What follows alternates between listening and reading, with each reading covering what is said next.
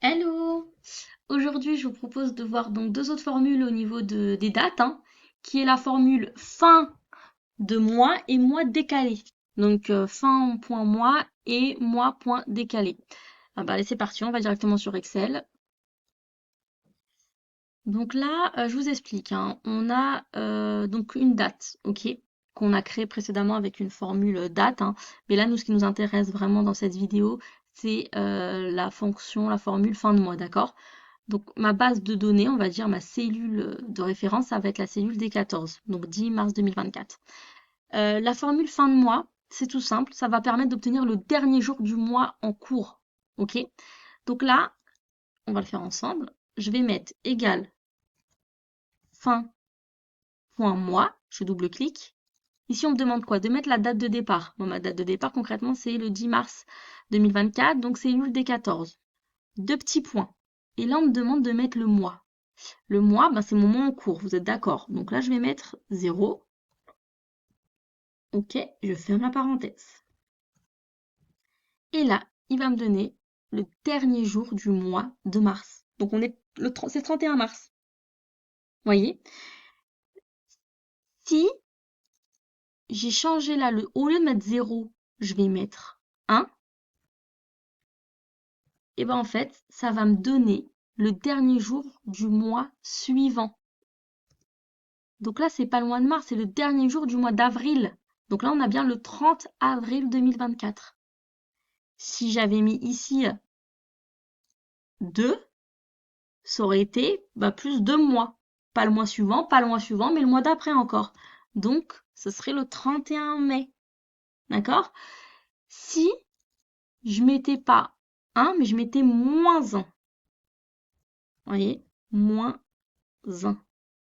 Ça va me donner le dernier jour du mois précédent. Donc, le dernier jour du mois précédent, à partir de ma date, hein, c'était le 29 février. D'accord? Si j'avais mis moins 2, c'est le 31 janvier, 2 mois précédents. Et ainsi de suite. Et là, vous pouvez vous amuser, j'ai envie de vous dire. D'accord? Donc ça, c'est une fonction qui est sympathique au niveau des dates, fin de mois. Moi, je l'utilise assez souvent dans le métier que je fais. Mais voilà, en tout cas, vous la connaissez. Cette fonction n'a plus de mystère pour vous. Maintenant, on va voir une deuxième formule, si vous le voulez bien. Ça va être la formule mois décalé. Mois décalé, en fait, ça va permettre de décaler une date d'un nombre à partir en fait de mois donnés. D'accord? Donc là, moi, si je prends mon exemple, ok, on est le 10 mars 2024. Je vais aller dans ma cellule égale mois point décalé, d'accord? Je sélectionne ma date de départ, parfait, point virgule. Et là, je sélectionne en fait le nombre de mois dans lequel je veux décaler ma date. Donc là, par exemple, je vais mettre 3. En fait, à partir du 10 mars 2024, je veux rajouter 3 mois. Je ferme ma parenthèse. Normalement, ça va me donner la date du 10 juin 2024. Et donc, on est bien sur le 3 mois après. 10 mars 2024, avril, mai, juin. J'ai bien mes 3 mois. Là, si j'avais mis 6,